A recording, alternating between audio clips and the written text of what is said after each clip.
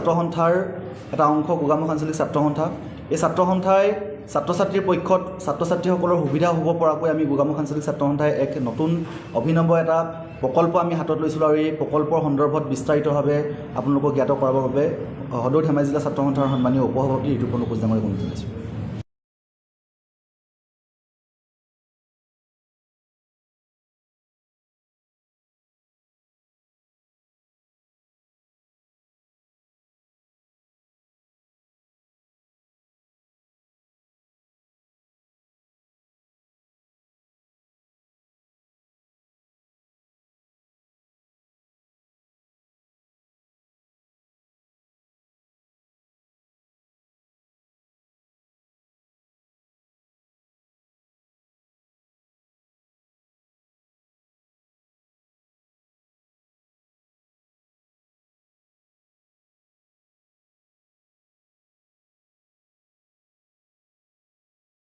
ছাত্ৰ সন্থাৰ দায়িত্ব এটা ৰাজহুৱা দায়িত্ব আৰু 2005 বৰ্ষত যেতিয়া প্ৰতিভা অনানী পৰীক্ষাৰ কাম কাজ আৰম্ভ হৈছিল, আমি তেতিয়া ছাত্ৰ হৈ আছিলোঁ। 2005 বৰ্ষত প্ৰতিভা অনানী পৰীক্ষাৰ অনুষ্ঠিত কৰাৰ প্ৰথম এটা পুলি ৰোপণ কৰা হৈছিল আৰু এই প্ৰতিভা অনানী পৰীক্ষা অনুষ্ঠিত কৰা বৰ্তমান সময়ত 21টা বছৰ গোগামুখ আঞ্চলিক ছাত্ৰ সন্থাই সফলতাৰে পাৰ কৰিছে।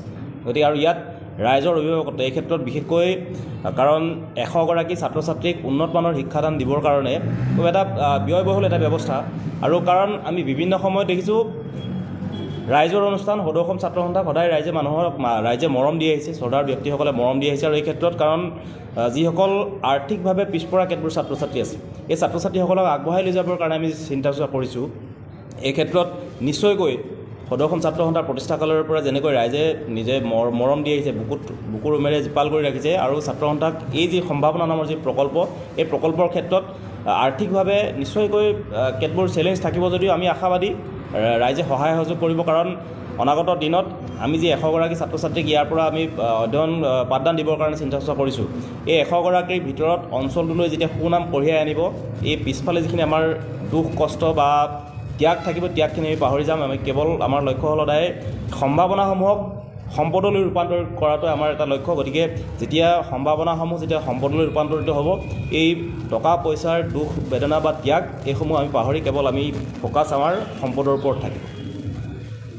চাংমাই ডাঙৰীয়া, ইয়াত উপস্থিত থকা আঞ্চলিক ছাত্ৰ সন্থাৰ সম্পাদক নবীন বৰাকে প্ৰমুখ কৰি আঞ্চলিক ছাত্ৰ সন্থাৰ অন্যতম এগৰাকী উপদেষ্টা মনদীপ ভূঞা ডাঙৰীয়া আৰু শ্ৰদ্ধাৰ সংবাদকৰ্মীসকল, সাংবাদিক বন্ধুসকল, আপোনালোক আটাইলৈকে নমস্কাৰ যাচিছোঁ আৰু আগন্তুক আজি নৱবৰ্ষ, এই নৱবৰ্ষৰ শুভকামনা জ্ঞাপন কৰিছোঁ।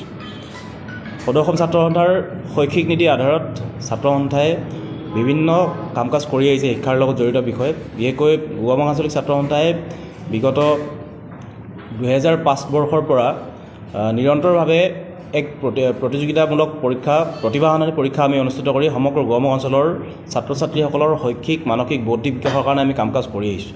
কিন্তু এই বৰ্ষত প্ৰতিভা অনানী পৰীক্ষাটো যিহেতু এটা খুব কম পৰিসৰত আমি আয়োজন কৰিছিলোঁ আৰু তাত কেৱল বিদ্যালয় পৰ্যায়ৰ ছাত্ৰ ছাত্ৰীসকলে উপকৃত হৈছিল। আৰু এইবাৰ এই 2026 বৰ্ষত গোগামুখ আঞ্চলিক ছাত্ৰ সন্থাই ছাত্ৰ ছাত্ৰীসকলৰ শৈক্ষিক ভৱিষ্যত উন্নয়ন কৰাৰ লগতে উন্নীতকৰণ কৰাৰ লগতে কেনেকৈ সম্ভাৱনাসমূহক এই অঞ্চলটোৰ যিসকল খুব মেধাৱী ছাত্ৰ ছাত্ৰী আছে, ছাত্ৰ ছাত্ৰীসকলক কেনেকৈ আমি আগবঢ়াই লৈ যাব পাৰোঁ আৰু মেধাসম্পন্ন ছাত্ৰ ছাত্ৰীসকলক অনাগত দিনত স্বাৱলম্বন কেনেকৈ কৰিব পাৰোঁ আৰু চৰকাৰী চাকৰি মকৰল কৰাকৈ আৰম্ভ কৰি তেখেতসকলক কেনেকৈ এগৰাকী ভাল সম্পদলৈ ৰূপান্তৰ কৰিব পাৰোঁ। গতিকে এই আশালৈ আমি গোগামুখ আঞ্চলিক ছাত্ৰ সন্থাই এক বৃহৎ কাৰ্যসূচী আমি আজি ঘোষণা কৰিব খুজিছোঁ। বিশেষকৈ বিভিন্ন সময়ত আমি উপলব্ধি কৰিছোঁ যেতিয়া আমাৰ ছাত্ৰ সন্থাৰ পৰিয়ালৰ সদস্যসমূহ, আমাৰ খুব ছাত্ৰ সন্থাৰ মাজতো বহু মেধাসম্পন্ন ছাত্ৰ ছাত্ৰী আছে। আমাৰ শাখা ছাত্ৰ সন্থাসমূহৰ ভিতৰলৈ যেতিয়া আমি যাওঁ, ছাত্ৰ ছাত্ৰীসকলৰ লগত যেতিয়া আমি বাৰ্তালাপ কৰোঁ, তেতিয়া আমি দেখা পাওঁ আৰ্থিক দৈন্যতাৰ কাৰণে আৰ্থিক বাধাই কোনো ক্ষেত্ৰত ছাত্ৰ ছাত্ৰীসকলৰ শিক্ষা জীৱনত শিক্ষা গ্ৰহণ কৰাৰ ক্ষেত্ৰত বাধাৰ প্ৰাচীৰ থিয় দিয়ে। গতিকে এই ক্ষেত্ৰত গোগামুখ আঞ্চলিক ছাত্ৰ সন্থাই তেনেধৰণৰ ছাত্ৰ ছাত্ৰীসকলৰ কাষত সাহসেৰে থিয় দি শৈক্ষিক জীৱন আগবঢ়াই লৈ গৈ যাতে নিজকে প্ৰতিষ্ঠা কৰিব পাৰে, তাৰ কাৰণে আমি এক প্ৰকল্প আজি ঘোষণা কৰিব বিচাৰিছোঁ। এই প্ৰকল্পৰ আমি নাম ৰাখিব খুজিছোঁ সম্ভাৱনা। আৰু আমাৰ লক্ষ্য হ'ব সম্ভাৱনা অঞ্চলটোৰ সম্ভাৱনাসমূহক কেনেকৈ আমি সম্পদলৈ ৰূপান্তৰ কৰিব পাৰোঁ। গতিকে এই কাৰণে আমি 2026 বৰ্ষত বহু আশাৰে এটা প্ৰকল্প আমি হাতত লৈছোঁ। এই প্ৰকল্পৰ নাম আমি ঘোষণা কৰিছোঁ সম্ভাৱনা। এই সম্ভাৱনাৰ মূল উদ্দেশ্য হ'ব আমি ছাত্ৰ ছাত্ৰীসকলক, যিসকল ছাত্ৰ ছাত্ৰী মেধা, এই মেধা ছাত্ৰ ছাত্ৰীসকলে বৰ্তমান সময়ত অসম চৰকাৰৰ APSCৰ যি পাঠ্যক্ৰম বা অসম চৰকাৰৰ বিভিন্ন ধৰণৰ পৰীক্ষা, sub inspector, ADRE, JEE, SSC, RRB আৰু আছাম পুলিচৰ যিসমূহ চাকৰি, এই চাকৰিসমূহত বৰ্তমান সময়ত নিজকে মকৰল কৰাবৰ কাৰণে খুব এটা ব্যয়বহুল প্ৰশিক্ষণৰ প্ৰয়োজন আছে। এটা কোচিঙৰ ব্যৱস্থা ইতিমধ্যে অসমত প্ৰচলন হৈছে। গতিকে এই ক্ষেত্ৰত আৰ্থিক দৈন্যতাৰ কাৰণে কোনো ছাত্ৰ ছাত্ৰীয়ে এই সুবিধাসমূহৰ পৰা আঁতৰি থাকিব লগা হৈছে। গতিকে আমি সেইকাৰণে এই ছাত্ৰ ছাত্ৰীসকলক আগবঢ়াই লৈ যাবৰ কাৰণে এই প্ৰকল্প সম্ভাৱনাৰ জৰিয়তে 2026 বৰ্ষত গোগামুখ আঞ্চলিক ছাত্ৰ সন্থাই মেধাসম্পন্ন 100গৰাকী ছাত্ৰ ছাত্ৰীক বিনামূলীয়াকৈ আমি পঢ়োৱাৰ ব্যৱস্থা কৰিবৰ কাৰণে ইতিমধ্যে আমি আঞ্চলিক ছাত্ৰ সন্থাই সিদ্ধান্ত গ্ৰহণ কৰিছোঁ। আৰু তাৰ আঁচনিৰ অংশস্বৰূপে আমি অহা 21 জানুৱাৰী তাৰিখে গোগামুখত ৰাজহুৱাকৈ আমি ছাত্ৰ ছাত্ৰীসকলক লৈ এখনি ছেমিনাৰ আমি আয়োজন কৰিছোঁ। অহা 21 জানুৱাৰীত এখন ছেমিনাৰ অনুষ্ঠিত হ'ব। এই ছেমিনাৰত উচ্চতৰ মাধ্যমিক চূড়ান্ত পৰীক্ষাত উত্তীৰ্ণ ছাত্ৰ ছাত্ৰীসকলৰ পৰা আৰম্ভ কৰি বৰ্তমান সময়ত স্নাতকোত্তৰ হোৱা, স্নাতক হৈ পেলাই বৰ্তমান সময়ত পঢ়া শুনা নকৰাকৈ যিসকলে কেৱল চৰকাৰী চাকৰি বাকৰিৰ কাৰণে পঢ়া শুনা কৰি আছে, এই ছাত্ৰ ছাত্ৰীসকলক আমি এই আলোচনা চক্ৰত, এই ছেমিনাৰলৈ আমি আমন্ত্ৰণ জনাম। আৰু এই ছেমিনাৰত যিসকল ছাত্ৰ ছাত্ৰীয়ে উপস্থিত থাকিব সেইসকলক লৈ আমি অহা 30 জানুৱাৰী তাৰিখে এটা আমি পৰীক্ষা অনুষ্ঠিত কৰিম। আৰু এই পৰীক্ষাত যিসমূহ বিষয় স্থান পাব, বিশেষকৈ চৰকাৰী চাকৰিসমূহত বৰ্তমান সময়ত যি চাকৰিৰ কাৰণে যিবোৰ বিষয় আছে, যিসমূহ চিলেবাছ আছে, GK general knowledge, logic and reasoning, general English, Indian polity, Indian history, Indian economy আৰু বিশেষকৈ অসমৰ ক্ষেত্ৰত অসম জিঅ'গ্ৰাফী, ডেম'গ্ৰাফী আৰু হিষ্ট্ৰী, এইকেইটা বিষয়ত আমি ছাত্ৰ ছাত্ৰীসকলক উপকৃত হোৱাকৈ পাঠ্যক্ৰম আমি প্ৰদান কৰিম। আৰু এই ছেমিনাৰতে আমি ছাত্ৰ ছাত্ৰীসকলৰ হাতত ষ্টাডি মেটেৰিয়েল আমি প্ৰদান কৰিম। তাৰ পিছত পৰৱৰ্তী আমি প্ৰায় 10 দিনৰ পিছত জানুৱাৰী মাহৰ শেষৰ ফালে 30 তাৰিখে আমি এটা পৰীক্ষা অনুষ্ঠিত কৰিম।